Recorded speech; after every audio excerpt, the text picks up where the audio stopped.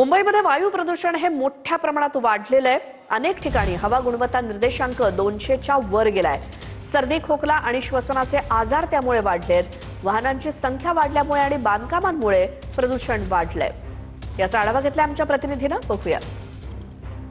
मुंबईत सध्या वायू प्रदूषण मोठ्या प्रमाणामध्ये वाढते आणि ही एक जटिल समस्या बनत चाललेली आहे। मी सध्या मुंबईच्या बँड्रा परिसरामध्ये या ठिकाणची जर स्कायलाईन पाहिली तर आपल्या लक्षात येतं की सध्या मुंबईमध्ये सर्वत्र धुक्याची चादर आहे। धुरकट वातावरण तयार झालेलं आहे। ज्या इमारती आहेत त्याची दृश्यमानता जी आहे ती सुद्धा कमी झालेली आहे आणि ही सगळी जर दृश्य पाहिली तर आपल्या लक्षात येतं की आज मुंबईचा हवेचा जर गुणवत्ता निर्देशांक पाहिला तर तो 200च्या वर आहे आणि यामुळे सर्दी, खोकला आणि श्वसनाचे विकार मुंबईकरांमध्ये वाढल्याच्या ज्या तक्रारी आहेत त्या सुद्धा वाढलेल्या आहेत। वाहनांची वाढती संख्या, बांधकाम, धूळ आणि हवामानातील बदल हे प्रमुख कारण असल्याचं बोललं जातं। विशेषतः चेंबूर आणि वडाळ्यासारख्या भागांवर गंभीर परिणाम झाला आहे। अमोनियासारखे विषारी वायू चेंबूर वडाळा परिसरात तरंगत असल्याची सुद्धा माहिती मिळते आणि यासाठी काही ठोस उपाययोजना महानगरपालिकेकडून किंवा राज्य सरकारकडून केल्या जाणार आहेत का, पाहणं महत्त्वाचं ठरेल। कॅमेरा पर्सन रोशन गायकवाडसह गिरीश गायकवाड, TV9 मराठी, मुंबई।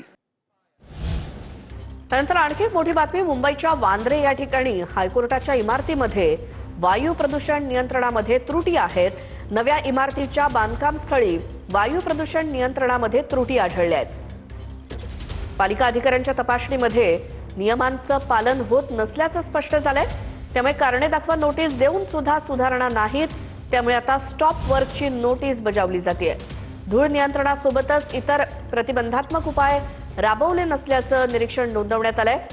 या त्रुटींचे फोटो किंवा व्हिडिओ रेकॉर्डिंग करून अहवाल तयार करण्याचे आदेश देण्यात आलेत आणि पुढच्या आठवड्यात अधिकृतपणे काम बंद नोटीस बजावली जाण्याची शक्यता आहे।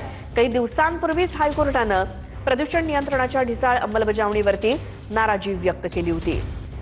PMC आयुक्त भूषण गगराणी यांना देखील या प्रकरणी न्यायालयानं हजर राहण्यास सांगितलंय।